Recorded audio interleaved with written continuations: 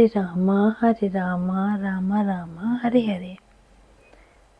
पौष मास के शुक्ल पक्ष की एकादशी में भगवान विष्णु की पूजा की जाती है। तिथियों में एकादशी तिथि भगवान विष्णु को बहुत प्रिय है। इस दिन व्रत रख के अगले दिन द्वादशी के दिन व्रत को खोला जाता है। पौष मास में जो एकादशी पड़ रही है वो आज इस साल को 30 दिसंबर को मनाई जा रही है। इस व्रत में भगवान विष्णु जी की पूजा की जाती है। तिथियों में एकादशी की तिथि बहुत ही महत्वपूर्ण है और इस दिन व्रत करने से भगवान संतान की सभी परेशानियों को दूर करते हैं और ख़त्म करते हैं। इसके अलावा इस व्रत की कहानी सुननी बहुत ही आवश्यक है। व्रत कथा इस प्रकार है। राजा सुकेतुमान ने इस व्रत को किया तो उन्हें संतान की प्राप्ति हुई। इस दिन व्रत रखें तो इस कथा को जरूर सुनना चाहिए। यह कथा जिसका जिक्र पद्म पुराण समेत कई पुराणों में किया गया है। पुत्रदा एकादशी व्रत कथा इस प्रकार है। भगवान श्री कृष्ण ने पुत्रदा एकादशी व्रत का महत्व बताया। पौष मास के शुक्ल पक्ष की जो एकादशी है उसे बतलाता हूँ, सुनो। महाराज, संसार के हित की इच्छा से मैं इसका वर्णन करता हूँ। इस दिन विधि पूर्वक पुत्रदा एकादशी का व्रत करना चाहिए। यह एकादशी सभी पापों को खत्म करती है और सभी इच्छाओं को पूर्ण करती है। बहुत समय पहले की बात है। भद्रावतीपुरी में राजा सुकेतुमान राज्य करते थे। उनकी रानी का नाम चंपा था। रानी और राजा का बस एक ही दुख था कि उनके कोई संतान नहीं थी। राजा को बहुत समय तक कोई वंशधर पुत्र नहीं प्राप्त हुआ, इसीलिए दोनों पति पत्नी चिंता में डूबे रहते थे। राजा के पितृ भी राजा के इस दुख को दूर नहीं कर पा रहे थे और बहुत चिंता में वो भी रहते थे कि राजा के बाद कोई ऐसा नहीं दिखाई देता जो हम लोगों का तर्पण करेगा। एक दिन राजा घोड़े पे सवार होकर वन की तरफ चल दिए। राजा के महल में किसी को भी इस बात का ना पता था। राजा उस घने जंगल में भ्रमण करने लगे। मार्ग में ही उनको कहीं एक सियार की बोली सुनाई पड़ती थी तो कहीं उल्लुओं की। अब दोपहर में राजा को भूख लगी। वे पानी लाने के लिए आसपास देखने लग गए। पास में ही उन्होंने एक सरोवर देखा। वहाँ मुनियों के बहुत सारे आश्रम थे। यह देखते ही राजा का दाहिना नेत्र और दाहिनी हाथ फड़कने लगा। यह बहुत उत्तम फल की सूचना दे रहा था। इसके बाद सरोवर के तट पे वो मुनियों के पास गए और उनकी वंदना करने लगे। राजा ने हाथ जोड़ के प्रणाम किया और बोले, मुनिवर, आप कौन हैं और आप यहाँ क्यों आए हैं?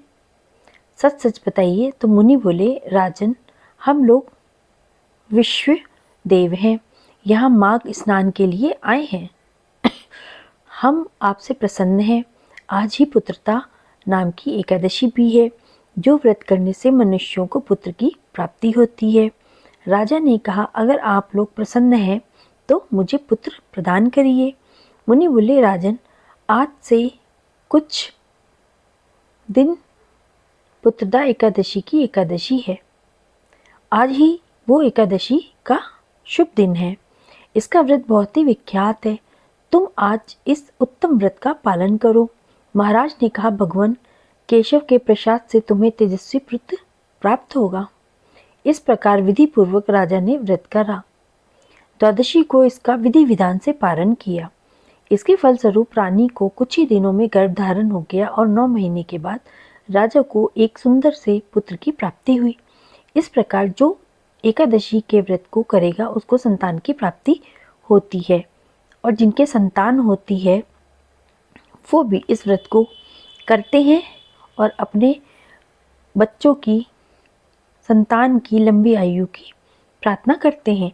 और जिनको नहीं होता है, संतान प्राप्ति हुई होती है, वो इस दिन व्रत करके भगवान से अपने लिए संतान की इच्छा रखते हैं।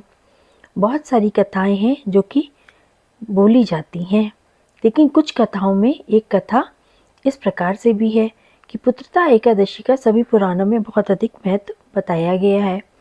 ऐसा कहा गया है कि इस तिथि से बढ़ के कोई तिथि नहीं है। भगवान विष्णु को यह तिथि बेहद प्रसन्न करती है और उन्हें बेहद पसंद भी है। जो इस व्रत को करता है, श्री हरि की कृपा उस पे होती है।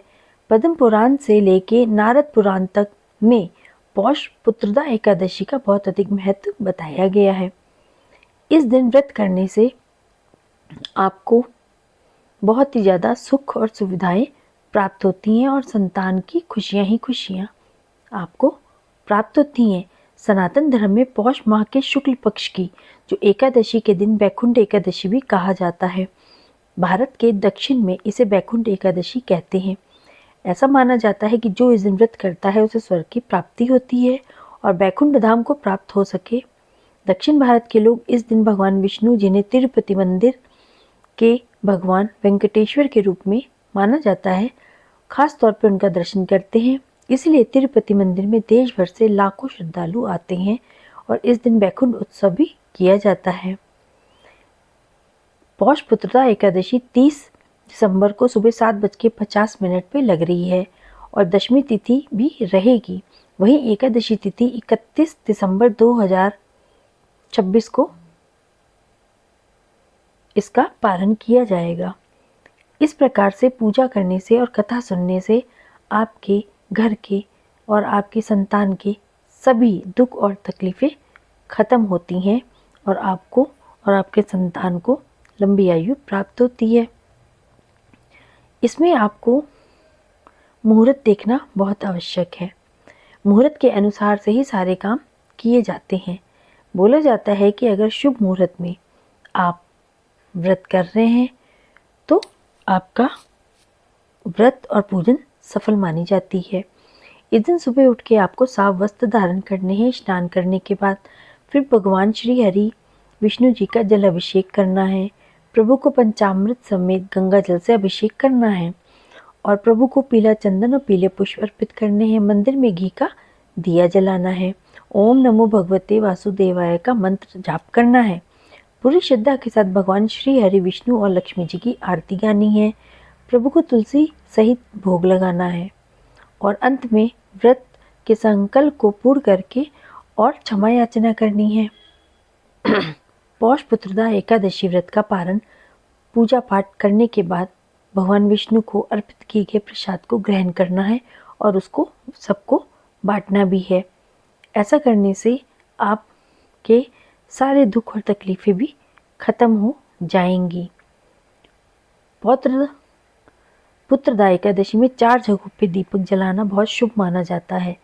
बोला जाता है कि इस दिन आपको धन दान की कमी नहीं होगी। आपको 30 दिसंबर को इस व्रत को आज के दिन करना है। पहला दीपक आपको तुलसी के पास जलाना है और दूसरा दीपक आपको घर के मुख्य द्वार पे जलाना है। तीसरा आपको घर के मंदिर में दिया जलाना है और चौथा पीपल के पेड़ के नीचे दिया जलाना है अगर संभव हो पाए तो। और आप इस चीज़ को करते हैं तो गाय का आपको दिया जलाना है तो गाय के शुद्ध घी का दिया जलाना सबसे अगर आपके पास गाय का घी नहीं है तो आप तिल के तेल का दिया भी जला सकते हैं। दिया आपको उत्तर या पूर्व दिशा की ओर ही जलाना है और दिन भर आपको ओम नमो भगवते वासुदेवाय का पाठ करना है और प्रभु आपके सारे दुखों को दूर करके आपको और आपकी संतान को लंबी आयु प्रदान करेंगे और हर दुख और तकलीफ से दूर करेंगे।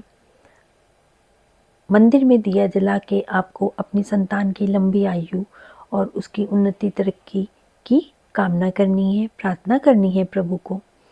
और जिनके संतान नहीं है ये व्रत वो महिलाएं भी रख सकती हैं और वो अपने लिए संतान की प्राप्ति के लिए प्रभु से इच्छा जाहिर करके अपनी मनोकामना को पूर्ण करने के लिए उनसे प्रार्थना कर सकती हैं।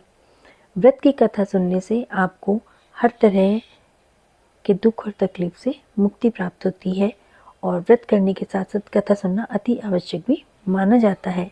ओम नमो भगवते वासुदेवाय।